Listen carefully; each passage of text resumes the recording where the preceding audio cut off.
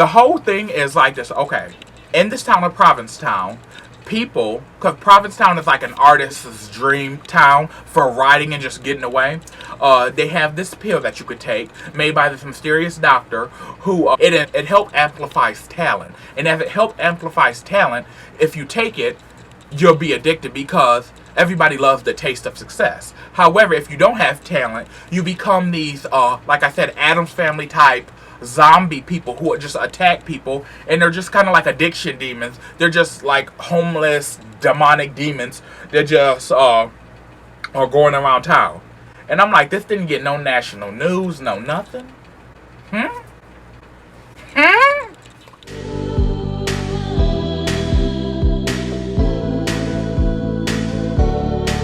Hey y'all, welcome back to my channel. So, okay, y'all know, if y'all are some OGs who've been here with me, y'all know back in 2019 I was reviewing American Horror Story 1984, and it's been pretty much 2 years since we got a new season because of the pandemic. So I'm going to go back to doing weekly reviews, and as y'all know, my reviews are not the conventional reviews where we go A, B, C, D, every plot that happens. I talk about the interesting parts, the overall the overarching plot, and I keep it moving. I say the parts I like, and I keep it moving. So I got my notes on my iPhone, so let's get into it. This is American Horror Story Season 10 double feature. Okay, let's be real. This season should have been called American Horror Story Tortured. How did that stroke taste? Tortured Artist. This should have been called American Horror Story Tortured Artist Season because, honey, everybody's an artist and everybody is tortured. Honey, and I know how it feels to be a writer, and I've been writing the same book for 5 years. I need to take one of them pills. Oh, watch it, but I turn into the zombie because I don't got talent, actually. I thought in the opening, when the child was, when they were on their way to the town of Provincetown, because you know Provincetown has the legend of being for artists and, you know, free thinkers and stuff like that. So when they were on their way, the child who was counting the dead roadkill, oh my god, I was like, it was a nice way to set the ominous nature to it.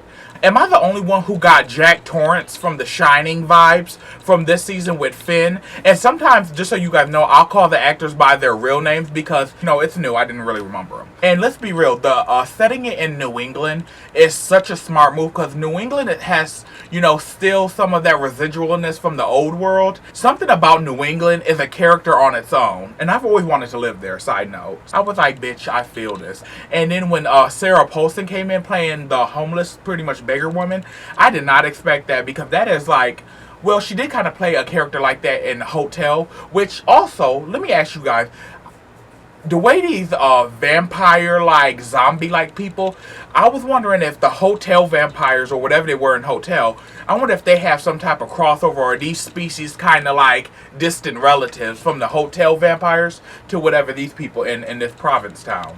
Tell me, what do you guys think is going to happen this season? What do you think your conspiracies behind the title of the double feature and stuff like that? Finn's writer's block, I was like, boy, sir, ain't enough writer's block in the world to be making me well, actually, if I could get some really good shit and be awarded, I probably would. I'm not even going to act like I live above the influence. That whole DARE slogan, that shit failed me. I'm not even going to lie. Well, it didn't fail me in real life because I've never done any type of drugs in my entire life. Never even smoked a cigarette, so. Thank you for making that announcement that no one cared about.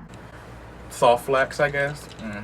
You're like, bitch, we're here for the American Horror Story review, not your backstory. And then when Kevin McAllister came in there, aka Macaulay Culkin, he's like a bisexual prostitute.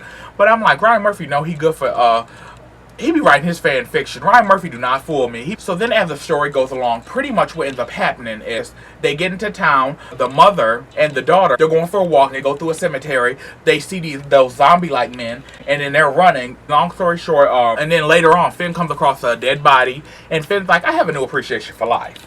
Let's go out to eat. And then she ends up getting sick because, you know, Finn's wife is pregnant, and she's an interior designer also, keep that in the back of your mind, and the daughter's a violin player. Tortured artist all through and through. I'm like, girl, that violin, headache inducing.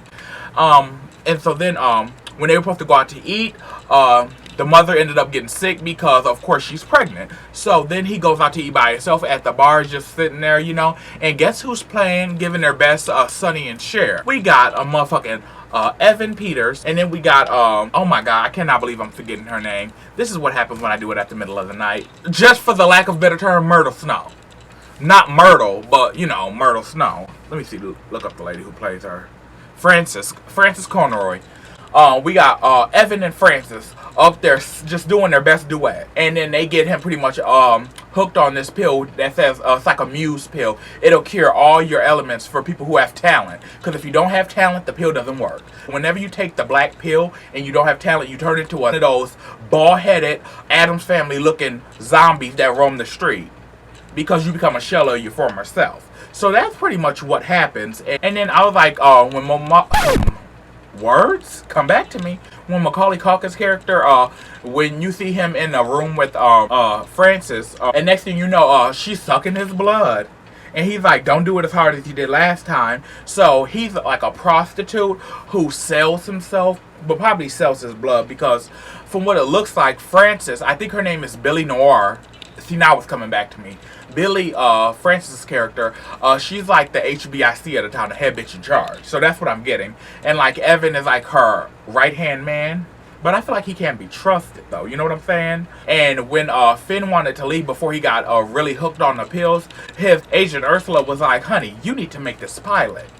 You have a deadline. You have shit to do. And then him and the wife gets in an argument because she's an interior designer. Yet, like he said, she's all with him to leave because one of those zombie-like people, so one of them broke into his house after he got home from the bar when he first met Evan's character and Frances' character. Hey guys, sorry, this is me editing. What I meant to say is after he gets home from the bar from when he first met Frances and Evan's character, is because he gets attacked by one of those like zombie-like creatures and he kills them.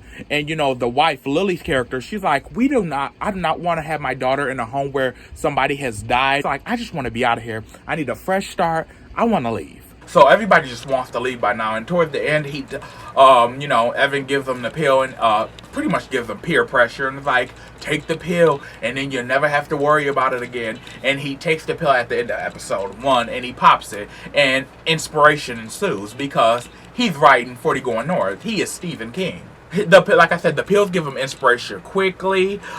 He goes back and finishes his pilot. His agent loves it, of course, because this is like the best work he ever wrote. He gets a Netflix deal and stuff like that. Wife begins, you know, sees the difference in him and she calls him out. And there was a scene in the second episode where she's cutting stuff up, right? And remember, the pill makes you kind of like very zombie.